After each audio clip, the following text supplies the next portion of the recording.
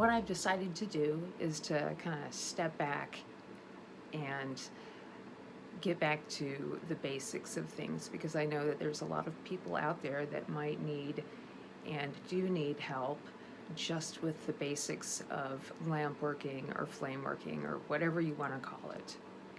So we are going to just cover mandrels, just how I make them, how I dip them, all that good stuff. I make my own mandrels, okay, and I buy from the welding supply store, and these are just stainless steel mandrels. They come in different sizes, but they're welding rods basically, and they come in 3-foot lengths with these little crimp marks on the ends. So the first thing that I have Patrick do is clip the ends off where they have been pinched in. And then what I'll do is I'll cut those down into 11 to 12 inch mandrels. I like a long mandrel. After they're cut, I go in and deburr the edges and make them smooth on our sanding wheel. And then you have your mandrels ready to go. And they're so much cheaper if you can do that, if you can make your own, than buying a package of them online. A lot of people have asked me over the years, how do you dip your mandrels? Because I dip them in the center.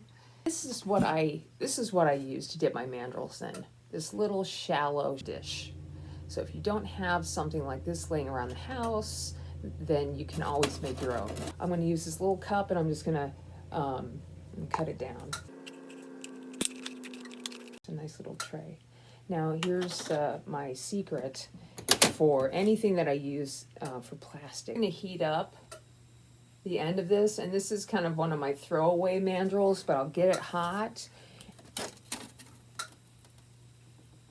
A little tiny divot onto each side. I want them to be parallel, so I'll take this across, and the mandrel's still hot, so you got plenty of time to do that. So now I have this little cup.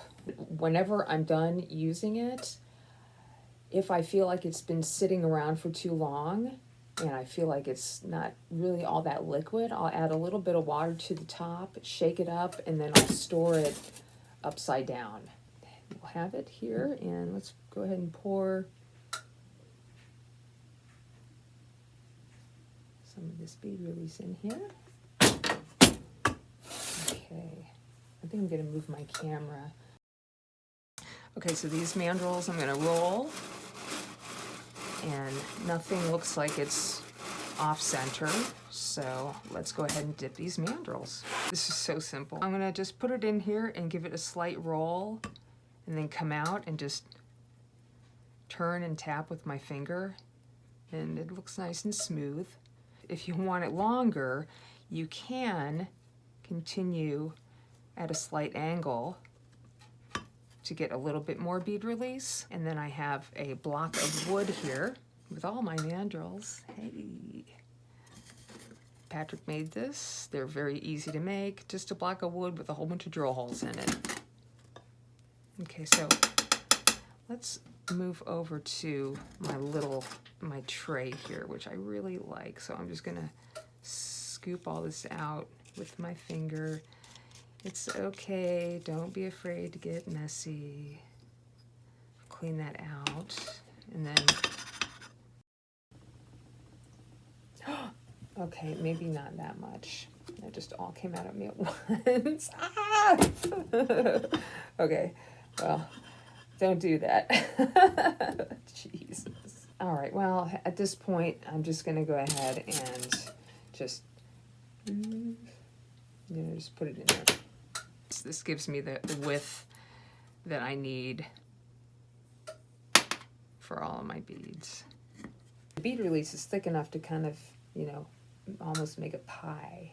It's just a little higher than the dish itself. I will clean this stuff up, and I'll be right back. If you overheat the mandrel and try to roll it, roll your bead out, you can very easily bend that mandrel. The metal is like glass in that when you get it hot, it becomes malleable. Don't bend the mandrel. You can use those mandrels for other things, like your punties, but you don't need to be making beads on a bent mandrel. Don't bend the mandrel. So thanks for watching this short demonstration on how I make and dip my mandrels. I hope you enjoyed it, and I hope you use this technique if you are having a hard time with the mandrel dipping on the end. And yeah, don't bend the mandrels. That's all I can say. Other than we will see you next time at Scottwood Research.